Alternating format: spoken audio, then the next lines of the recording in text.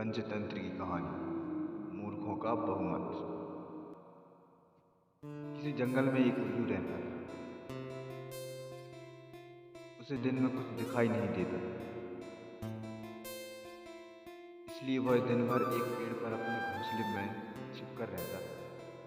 सिर्फ रात होने पर ही वह भोजन के लिए बाहर निकलता था। एक बार की बात, गर्मियों का मौसम था। दोपहर का समय था और बहुत तेज धूप। तभी कहीं से एक बंदर आया और वह उल्लू के घोंसले वाले पेड़ पर आकर बैठ गया। गर्मी और धूप से परेशान बंदर ने कहा, उफ, बहुत गर्मी है। आकाश में सूर्य भी आग के किसी बड़े गोले की तरह चमक रहा है। बंदर की बात को उल्लू ने भी सुन लिया।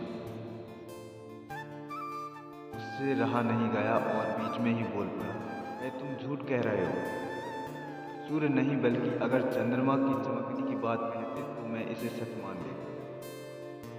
बंदर बोला, भला दिन में चंद्रमा कैसे चमक सकता?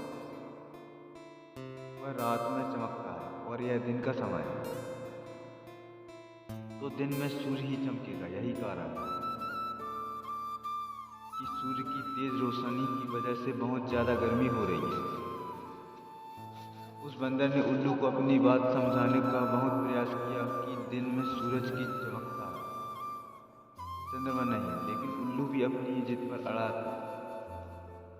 इसके बाद उल्लू ने कहा, चलो हम दोनों मेरे एक मित्र के पास चलते हैं, वही इसका निर्णय करेगा।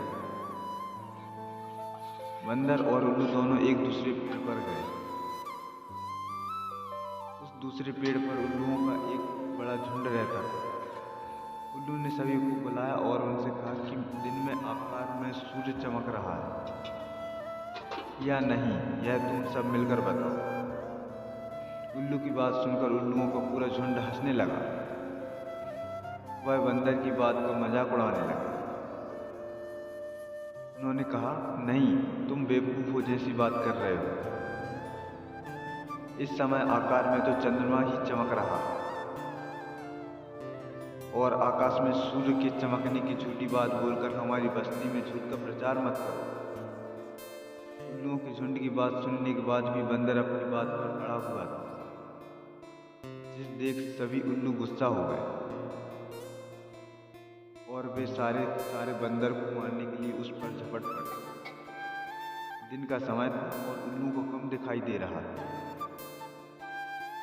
इसी वजह से बंदर वहां से बचकर भाग निकलने में कामयाब हो गया और उसने अपनी जान बचाई। पंचतंत्र की यह कहानी हमें सीख देती है कि मूर्ख मनुष्य कभी भी विद्वान की बात सच नहीं मानता। ऐसे मूर्ख लोग अपनी बहुमत को सत्य वो भी असत्य साबित